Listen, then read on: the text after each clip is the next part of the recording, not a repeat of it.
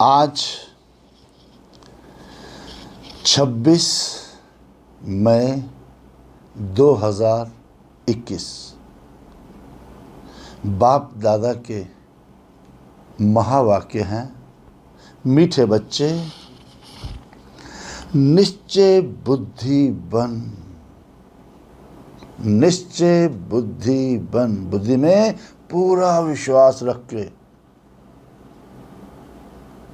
बाप की हर आज्ञा पर चलते रहो।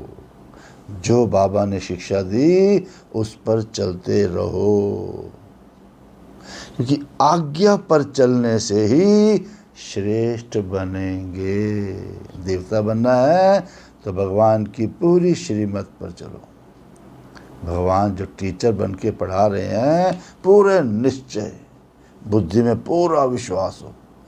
थोड़ा भी अगर डाउट है, थोड़ा भी संशय है, तो उसको निश्चय बुद्धि नहीं कहेंगे, संशय बुद्धि कहेंगे। तो अपने आप से पूछो, निश्चय है पूरा बुद्धि पर? सब कहेंगे हाँ। तो पूरी मुरली के हिसाब से चलो, तब अपने को कहना कि मुझे पूरा निश्चय बुद्धि है। प्रश्न है, किन बच्चों को सच्चा सच्चा खुदाई खिदमतगार कहेंगे? कौन है खुदाई खिदमतगार? खुदा की खिदमत करने वाले सेवाधारी बच्चे। कौन है सच्चे? ध्यान से सुनो। उत्तर है, जो राजाई पाने का पुरुषार्थ करते हैं, मेहनत क्या करते हैं कि हम राजा बने, और दूसरों को भी आप समान बनाते हैं। सब कुछ मैं ही ले लूं? नहीं, दूसरों का भी पूरा ध्यान रखना है। तो ऐसे ईश्वरीय सेवा पर लगने वाले बच्चे सच्चे सच्चे खुदाई खिदमतगार हैं, खुदा के साथ खिदमत करने वाले हैं। क्योंकि उन्हें देखकर दूसरे भी सहयोगी बनते हैं। जब देखते हैं कि इतना अच्छा चल रहे हैं, इतना सब कुछ मिल गया है, तो हम भी चलें, हम भी इनकी तरह बने। ओम शांति। तुम जब यहाँ बैठते हो तो कहना है कि शिव बाबा को याद करो। शिव बाबा यानी भगवान को हम प्यार से क्या कहते हैं? बाबा। तो शिव जो हमारा बाप है, उसको याद करो। अब ये तो तुम ही जानते हो कि शिव बाबा है, शिव हमारा बाप है। अब उनके मंदिर में भी जाते हैं, परंतु ये कोई भी नहीं जानते कि शिव बाबा है कौन, सिवाय तुम बच्चों के। तो शिव बाबा की सबको याद दिलानी है कि शिव हमारा बाबा है। अब यहाँ बैठे कईयों का बुद्धि योग कहीं कहीं भटकता रहेगा, इसलिए तुम्हारा फर्ज है याद दिलाना। कैसे याद दिलाना है? भाइयों और बहनों, बाप को याद करो। क्यों याद करना है? जिस बाप से वर्षा मिलना है, वसीयत मिलनी है, सुख शांति मिलनी है। तो तुम अभी सच्चे भाई बहन हो, तुम अभी सचमुच में भाई बहन हो। और दुनिया में तो सिर्फ मेल फीमेल के कारण भाई बहन कह देते हैं। लेक्चर्स में भी ऐसे ही कहेंगे, ब्रदर्स एंड सिस्टर्स। तो वो है भाई बहन शरीर के नाते से जो दिखता है। यहाँ वो बात ही नहीं है, यहाँ तो आत्माओं को समझाया जाता है पहले समझाते हैं कि तुम सब आत्माएं हो, फिर कहा जाता है अपने रचयिता बाप को याद करो, क्योंकि उससे ही वर्षा मिलना है। फर्क है ना, उनके कहने में हमारे कहने में फर्क है ना। अब भाई बहन अक्षर तो आम है, कॉमन है। यहाँ बाप बच्चों को कहते हैं मुझ बाप को याद करो। खुद बाबा कहते हैं कि बच्चे मुझे याद करो। तो हम बच्चे कैसे बने? अब शिव बाबा है रूहानी बाप, और प्रजापिता ब्रह्मा है जिस्मानी बाप, पूरी मनुष्य सृष्टि का पिता। शिव बाबा है सभी आत्माओं का पिता। तो बाप दादा दोनों कहते हैं बच्चे बाप को याद करो, शिव बाबा को याद करो, और कहीं भी बुद्धि योग न जाए। जो सारा दिन देखा होता है वही बुद्धि में आता है, वही सीन याद आते हैं, देखना ही कहीं नहीं, सिर्फ शिव बाबा देखना चाहिए। बुद्धि भटकती बहुत है, भक्ति मार्ग में भी ऐसे ही होता है। अब कृष्ण के आगे वह किसी भी देवता के आगे बैठते हैं, माला ही फेरते हैं, माला तो हाथ से फेर रहे हैं, बुद्धि कहीं कहीं भागती रहती है। अब देवताएं कौन है? उन्हों को ये राजाई कैसे मिली, कब मिली, ये दुनिया में किसी को पता ही नहीं है।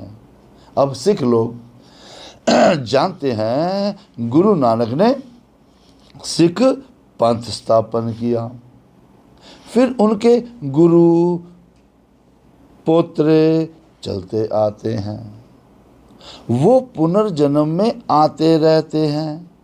अब ये बातें कोई जानते नहीं कि वो भी पुनर्जन्म लेके आगे आगे चल रहे हैं, ये कोई नहीं जानते। अब सदैव थोड़ा ही गुरु नानक को याद करेंगे। अच्छा समझो, गुरु नानक को व बुद्ध को व कोई भी अपने धर्म स्थापक को याद करते हैं, परंतु ये किसी को थोड़ा पता है कि अभी वो कहाँ है। वो तो फोटो है, मूर्ति बनी हुई है नहीं, इमेज है, फोटो है। इस समय कहाँ है प्रैक्टिकल में, किसी को भी नहीं पता। या तो क्या देंगे, वो तो ज्योति ज्योत समा गए। नानक के लिए क्या कहते हैं, वो जो ज्योति ज्योत समा गए। फिर बुद्धिज्म के लिए क्या कहते हैं, कहते हैं वो पार निर्वाण गए, वाणी से परे चले गए। श्री कृष्ण के लिए क्या कहते हैं, वो तो हाजरे हजूर है, जिधर देखो कृष्ण ही कृष्ण है। फिर राधे पंथी के कहेंगे जिधर देखो राधे ही राधे है, ऐसी कहते रहते हैं। बाबा कहता ऐसी कहते रहते हैं। तो बाप बैठ समझाते हैं तुम भारतवासी देवता थे, किसी और की कहानी नहीं है, तुम भारतवासी देवता थे। तुम्हारी सूरत मनुष्य की पर सीरत देवताओं की थी। शक्ल तो मनुष्यों की तरह है पर उस समय संस्कार देवताओं वाले थे, बिहेवियर देवताओं वाला था। अब देवताओं के चित्र तो है ना, मंदिर तो है ना, प्रूफ तो है ना। चित्र ना होते तो ये भी समझते नहीं। राधे कृष्ण के साथ फिर लक्ष्मी नारायण का क्या संबंध है? क्या संबंध है कि राधे कृष्ण ही लक्ष्मी नारायण बनते हैं। अब ये बाप ही आकर समझाते हैं, तुम कोई को भी समझा सकते हो। अब ये तो निराकार बाबा हमको समझाते हैं। कौन समझा रहा है ये? निराकार बाबा। फिर बाबा ने कहा वास्तव में निराकार तो हम भी हैं, हम आत्मा भी निराकार हैं, निराकार तो सभी हैं। आत्मा निराकार है, फिर इस साकार द्वारा बोलती है। हम शरीर लेते हैं अपना, इसके द्वारा बोलती है। अब निराकार आत्मा तो बोल ना सके, तुम समझा सकते हो हमारा बाबा, जो हमारा बाप है, जिसको हम बाप कहते हैं, सोई तुम्हारा बाबा है। हमारा बाप कोई अलग नहीं है, भगवान हमारा अलग नहीं है। जो हमारा बाप है वही तुम्हारा भी बाप है, और वो बाप है ज्ञान का सागर, शांति का सागर है, बेहद का बाप। शरीर का बाप नहीं है, अनलिमिटेड बाप है, बेहद का बाप है। अब उनको भी शरीर तो चाहिए ना। खुद कहते हैं हम इस ब्रह्मा के तन में आता हूँ, तभी तो इस ब्राह्मण धर्म की स्थापना हो। ब्रह्मा से क्या बनाया पहले? ब्राह्मण। ब्रह्मा द्वारा रचना होती ही है ब्राह्मणों की। ब्रह्मा के द्वारा क्या बनेंगे? ब्रह्मा कुमार कुमारियां, क्योंकि धर्म बनाया भगवान ने, धर्म बना तो इसलिए इसको कह दिया ब्राह्मण धर्म। तो बाप ब्राह्मण बच्चों को ही समझाते हैं, दूसरे किसी को नहीं समझाते। तो यानी बच्चों को ही समझाते हैं, ऐसे नहीं कि हम शिव बाबा के बच्चे हैं इसलिए हम भगवान हैं। किसी ने कहते आत्मा से परमात्मा कि इसलिए हम भगवान हैं, नहीं। बाप बाप है, बच्चे बच्चे हैं। हाँ, जब बच्चा बड़ा हो, शादी करे, बच्चे पैदा करे, तब बाप कहा जाए। अब इनके तो ढेर बच्चे हैं ना, समझाते बच्चों को ही है। और जो निश्चय बुद्धि है, जिनको बुद्धि में पूरा विश्वास है, मैंने निश्चय बुद्धि की निशानी क्या है? क्या निशानी होगी निश्चय बुद्धि की? अपने से बातें करो। हम निश्चय बुद्धि हैं। निश्चय बुद्धि बाप की आज्ञा पर ही चलेंगे। क्यों? क्योंकि आज्ञा से ही, श्रीमत से ही श्रेष्ठ बन सकते हैं। श्रेष्ठ कौन है? देवी देवता हैं। अभी तुम जानते हो हम उन देवताओं जैसे बन रहे हैं। किन देवताओं जैसे? जिनका मंदिर है, यादगार अभी भी मंदिर के रूप में है।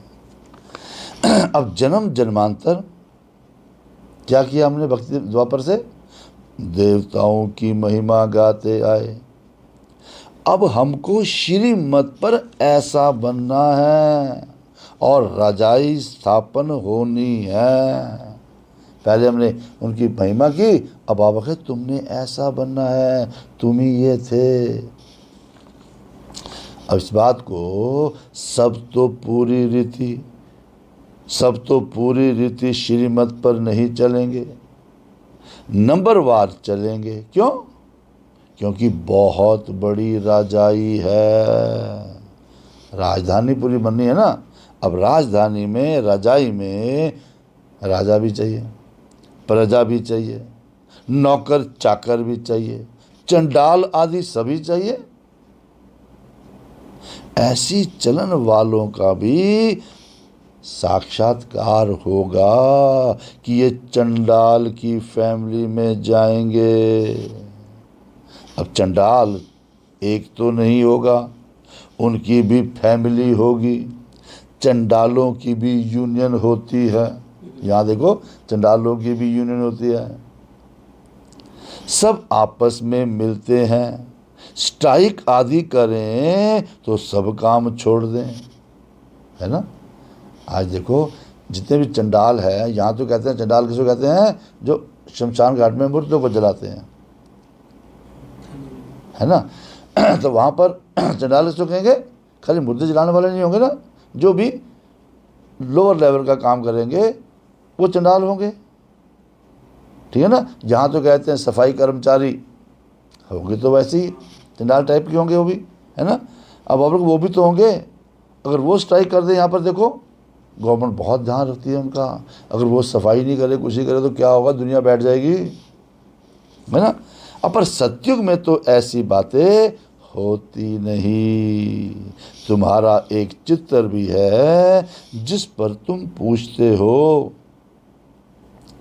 कि क्या बनना चाहते हो, आपका जीवन का लक्ष्य क्या है, डॉक्टर बनना है, बैरिस्टर बनना है, या देवता बनेंगे।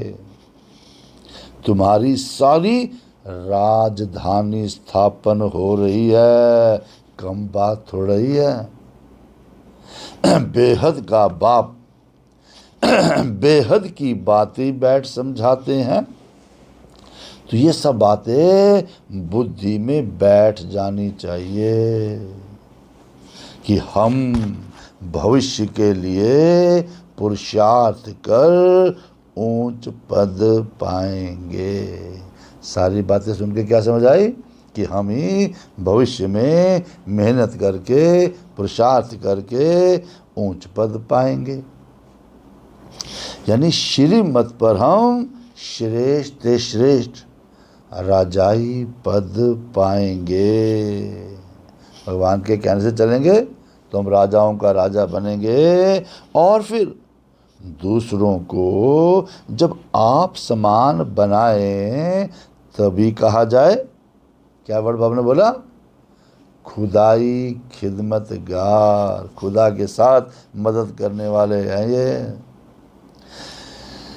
छिपा किसी का कुछ भी नहीं रह सकता, आगे चल सब मालूम पड़ेगा, सबको साक्षात्कार होंगे कौन क्या बन रहा है, ध्यान रखना। इसको ही कहा जाता है एनलाइटमेंट, ज्ञान का प्रकाश। रोशनी मिलती जाती है, ज्ञान की रोशनी, पवित्रता की रोशनी, प्रेम की रोशनी मिलती जाती है। मनुष्यों को पता कुछ भी थोड़ा ही पड़ता है, बॉम्ब्स भी अंदर बनाते रहते हैं, रिसर्च करते रहते हैं ना, सारा मिसाइल्स वगैरह बना रहे हैं। अब कोई भी चीज़ रखने के लिए थोड़ी बनाई जाती है। पहले पहले तलवार से लड़ाई चलती थी, जब फर्स्ट वर्ल्ड वार हुआ था उसमें तलवार भालों से लड़ाई होती थी। फिर सेकंड वर्ल्ड वार में बंदूकें बनाई, किस लिए बनाई, काम में लाने के लिए, रखने के लिए तो नहीं बनाई। समझते भी हैं इससे मौत होगा, ट्रायल तो की है ना।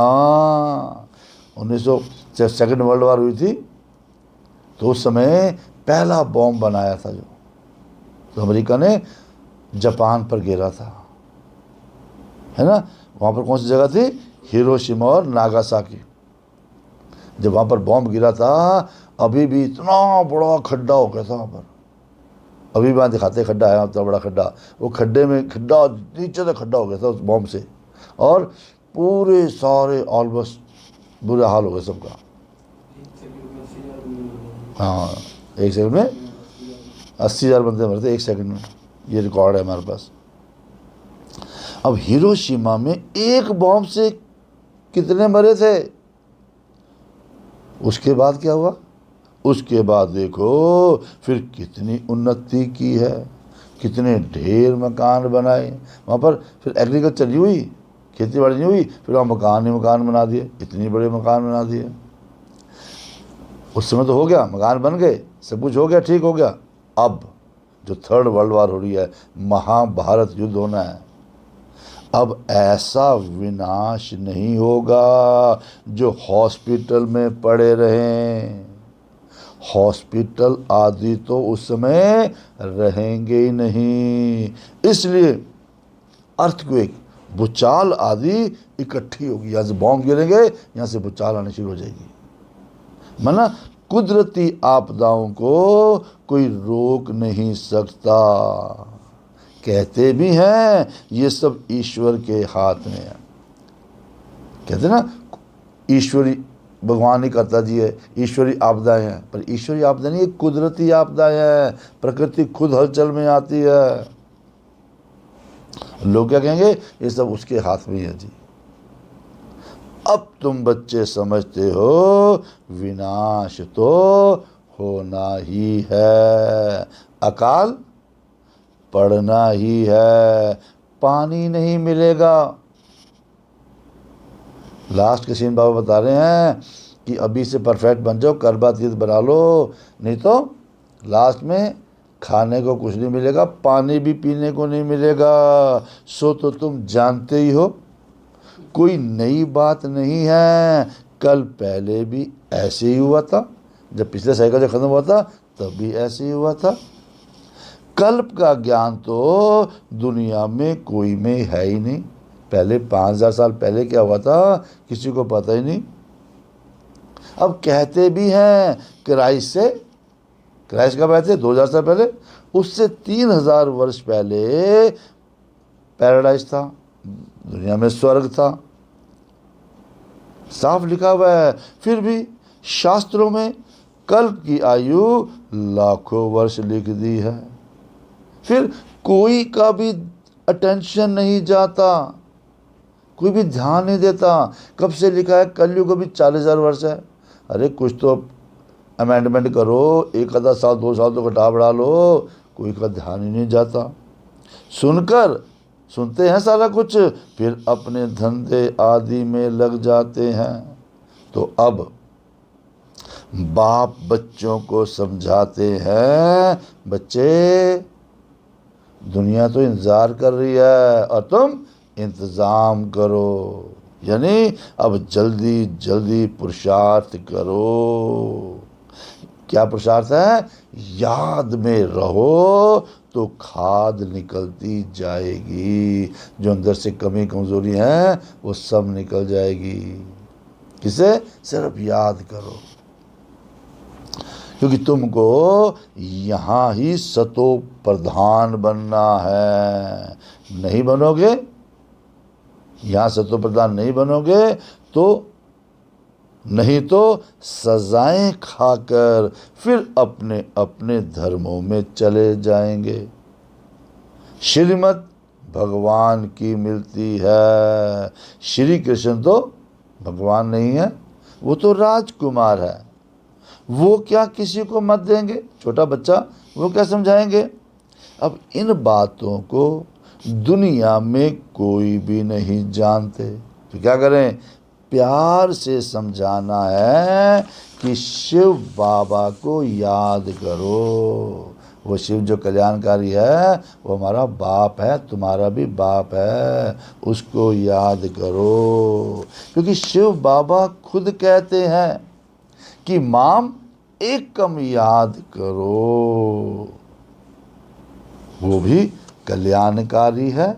और संग तोड़ एक संग जोड़ना है। इतना बड़ा घर में मंदिर बना के बैठे हुए हो, किसी को याद नहीं करना, एक मुझे याद करो, क्योंकि तुम हो भारत का बेड़ा पार करने वाले। अब सत्यनारायण की कथा भी भारत से ही ताल्लुक रखती है ना। और धर्म वाले कभी सत्यनारायण की कथा नहीं सुनेंगे, वो ये सुनेंगे। वो कौन सुनेंगे सत्यनारायण की कथा? जो कहानी बाबा सुना रहे हैं क्या है? सत्य में नारायण बनने की कथा।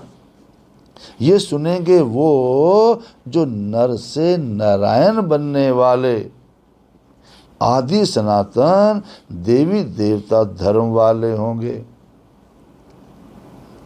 वही अमर कथा सुनेंगे। अमर लोक में देवी देवता थे तो जरूर अमर लोक में अमर कथा से ये पद पाया होगा। तो एक एक बात याद करने लायक है। दुनिया में तो अब अमर कथा अलग बना दी, तिजरी की कथा अलग बना दी, सत्यनारायण की कथा अलग अलग बना दी। बाबा कहते हैं ये एक ही कथा है, जो बाबा भी सुना रहे हैं ये एक ही कथा है, एक ही कहानी है। ये भगवान ने तीसरा नेत्र दिया है ना, तो लोक में कहाँ जाने के लिए? अमर लोक। में सत्युग में जाने के लिए वहाँ पर सत्य में नारायण बनना है। ठीक है ना। तो एक एक बात याद करने लायक है। एक बात भी बुद्धि में, एक बात भी बुद्धि में अच्छी रीति बैठ जाए तो सभी आ जाएंगे। करना क्या है? बाप को याद करना है और स्वदर्शन चक्र ध्यान में रखना है। अपने को देखना है, मैं कौन हूँ, मैं कब कब कहाँ कहाँ कैसे था। तो शिव बाबा के साथ यहाँ पाठ बजा रहे हैं, फिर शिव बाबा के साथ जाना है। तो बाप ही समझाते हैं कि सच क्या है और झूठ क्या है ना। क्या झूठा ज्ञान है, क्या सत्य ज्ञान है, क्या झूठा क्या सत्य है। सत्य एक है, जो बाबा सुना रहे हैं यही सत्य है, बाकी सब है झूठ। अब दिखाते हैं, लंका में रावण था, क्या एक रावण था? एक की बात है। सत्युग त्रेता में ऐसी बात होती नहीं। बाबा कहते ये सारी मनुष्यों की दुनिया ही लंका है। ये है ही रावण राज्य। रावण राज्य में सब 5 विकार पूरी दुनिया में है। सब सीताएं, हम सब कौन है? सीताएं एक राम शिव बाबा को याद करती हैं, या ये कहो सब भक्तनियां, सब सजनियां एक भगवान, या ये कहो एक साजन को याद करती है। क्यों? क्योंकि रावण राज्य है ना, बुराइयों का राज्य है ना। इन्हीं बुराइयों से तो दुख, अशांति, धोखे मिल रहे हैं। अब सन्यासी जिन्होंने शास्त्र बनाए हैं इन बातों को समझ ही ना सकें। सभी दुखी हैं, सभी शोक वाटिका में हैं। अब शोक वाटिका है ये कलयुग, अशोक वाटिका है सतयुग। यहाँ तो कलयुग में तो कदम कदम पर शोक है, यानी दुख है। और तुमको बाबा अशोक वाटिका यानी स्वर्ग में, सतयुग में ले जाते हैं। यहाँ तो मनुष्य कितना शोक करते हैं, कितना दुख उठाते हैं। एग्जाम्पल के लिए, जैसे कोई मर जाता है तो जैसे पागल हो जाते हैं, पर स्वर्ग में तो ये सब बातें होती नहीं, क्योंकि अकाले मृत्यु कभी होती ही नहीं। ये टाइम से पहले कोई चल जाए ऐसा होता ही नहीं। जो स्त्री विधवा बने, ऐसा नहीं होता कि स्त्री विधवा होगी जी, ऐसा नहीं होता। वहाँ तो विधवा शब्द ही नहीं है, मरना शब्द ही नहीं है। वहाँ तो समय पर एक चोला छोड़ जाकर दूसरा लेते हैं। वहाँ तो खुशी होती है कि चलो ये शरीर छोड़ा, जाके प्रिंस बनेंगे। वृद्ध शरीर हो गया था, छोड़ करके प्रिंस बनेंगे। साक्षात होता रहता है, उस साक्षात्कार में ही चले जाते हैं। सब खुश हो जाते हैं, वाह प्रिंस बनने इधर चला गया, टाइम आ गया प्रिंस बनने का इसका। मेल व फीमेल का लेंगे, या आदमी बनेगा या फीमेल बनेंगे, तो ये साक्षात्कार हो जाएगा। बाबा ने कहा ये सब पिछाड़ी में मालूम पड़ जाएगा कौन कौन क्या बनेंगे। फिर उस समय कहेंगे, क्या कहेंगे? हमने इतना समय मिला हमारे को, हमने उस समय मेहनत नहीं की। परंतु उस समय कहने से क्या होगा? नहीं, समय तो बीत गया ना। इसलिए पहले ही बाप कहते हैं बच्चे मेहनत करो, सर्विस में सच्चे राइट हैंड बनो, तो राजाई में आ जाएंगे। दिल से सेवा करो, सच्चाई से सेवा करो, तो राजा बन जाएंगे। मतलब सर्विस में लगे रहो। मिसाल भी है ना, जैसे कुटुंब के कुटुंब सर्विस में लग पड़े। पहले पहले जो संस्था चली थी, परिवारों के परिवार आ गए। दादियाँ कितनी हमारी थी, जब परिवारों के परिवार आ गए, कहेंगे इस कुटुंब ने, परिवार ने कर्म ऐसे अच्छे किए हुए हैं जो सभी ईश्वरीय सेवा में लग गए हैं। कितनी अच्छे फैमिली होगी जहाँ सारे चल पड़े हैं, माँ बाप बच्चे पोते शोते सभी चल पड़े। ये तो अच्छा है ना। सर्विस पिछाड़ी चक्कर लगाते, बस सेवा कहाँ है, बस भागेंगे सेवा करने के लिए। तुम बच्चों को बहुत उल्लास होना चाहिए, उमंग उत्साह होना चाहिए। कैसे मनुष्यों को रास्ता बताएं जो उन्हों की आत्मा खुश हो। कितनों को रास्ता बताते ही हो। ये तुमने प्रजा बनाई, यानी बीज बोया ना, जिनको रास्ता बताया बीज बो दिया। जमते जाम तो कोई होता नहीं। जन्म बच्चा पैदा हुआ और राजा बन जाए, ये तो कोई होता नहीं है। पहले प्रिंस बनेगा, उसके बाद ही राजा बनेगा। पहले प्रजा के अधिकारी होते हैं, फिर पुरुषार्थ करते करते, मेहनत करते करते क्या से क्या बन सकते हैं। तुमको सर्विस पर देख, जब तुम सेवा करोगे तुमको देख औरों को भी उमंग होगा कि हम भी क्यों ना ऐसा पुरुषार्थ करें, हम भी इनकी तरह मेहनत करें। नहीं तो फिर कल्प ऐसा ही हाल होगा। अभी नहीं किया तो कभी भी नहीं कर सकोगे। मुझे अभी से यही सेवा करनी है बस, ठीक है। नहीं तो फिर कल्प इस हर साइकिल में ऐसा ही हाल होगा। बहुत आएंगे, पछताएंगे। उस समय जैसा दुख, अंत में जब बाबा साक्षात्कार कराएगा, दिखाएगा, सीन दिखाएगा, 1 सेकंड का सीन होगा, 1 मिनट का सीन होगा। बाबा कह रहे हैं उस समय जैसा दुख मनुष्य सारी आयु में कभी नहीं देखते। अब पहले अलर्ट कर रहे बच्चे, अभी से मेहनत कर लो, लास्ट में ऐसा दुख आएगा, आज तक ऐसा दुख नहीं देखा होगा, ऐसा दिल टूट जाएगा। कारण श्रीमत पर नहीं चलने के कारण पिछाड़ी में ऐसा दुख देखेंगे, बात मत पूछो। क्यों?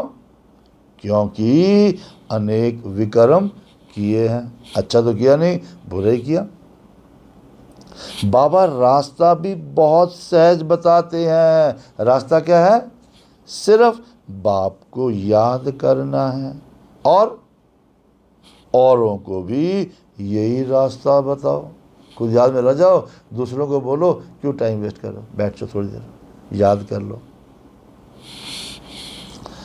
फिर बाबा ने बताया तुम देवी देवता धर्म के थे, जैसे क्रिश्चियन धर्म के मनुष्य हैं, इस्लामी धर्म के मनुष्य हैं, देव है ना, वैसे ये भी है। आदि सनातन देवी देवता धर्म के हैं। ये है सबसे पवित्र धर्म। इन जैसा धर्म कोई हो ही नहीं सकता। तो आधा कल्प 2500 वर्ष तुम पवित्र रहते हो, मेहनत अभी की है, फिर 2500 वर्ष पवित्र रहते हो। बाबा ने कहा तभी तो शास्त्र में लिखा हुआ है स्वर्ग और नरक।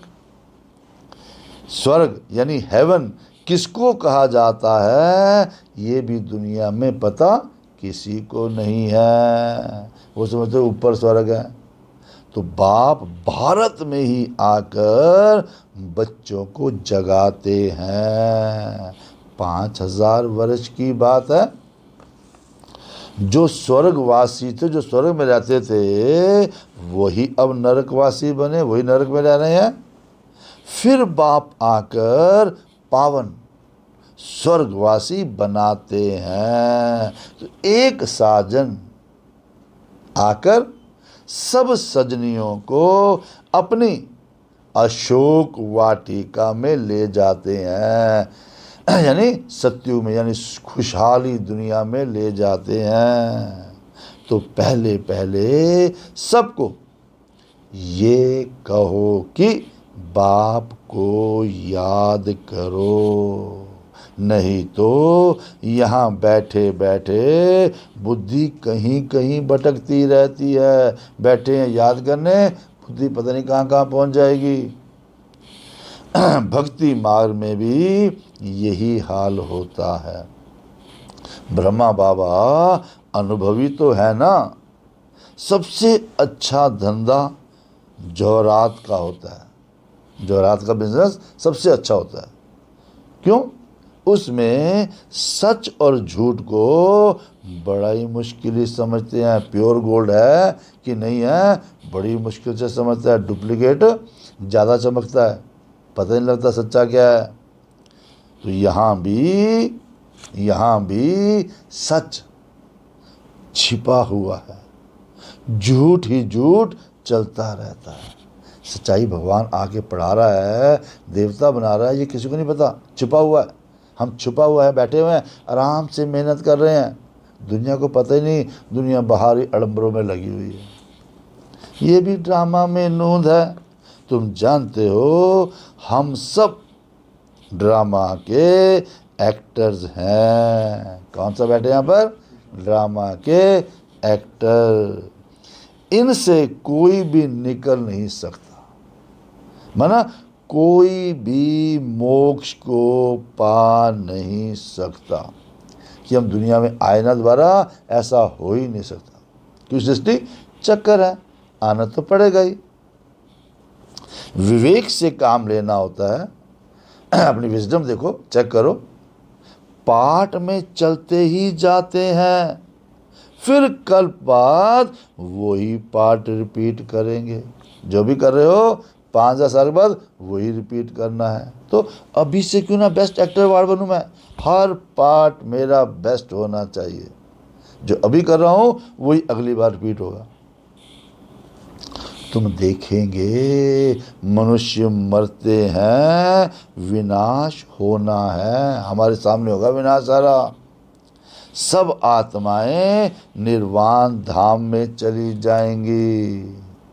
ये बुद्धि में ज्ञान है कि हमारा निर्वाण, जहाँ वाणी नहीं है, परम धाम, सब जाएंगे वहाँ पर।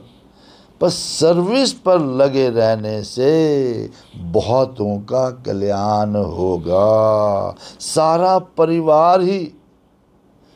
परिवार ही इस ज्ञान में लग जाए तो बड़ा वंडर हो जाएगा।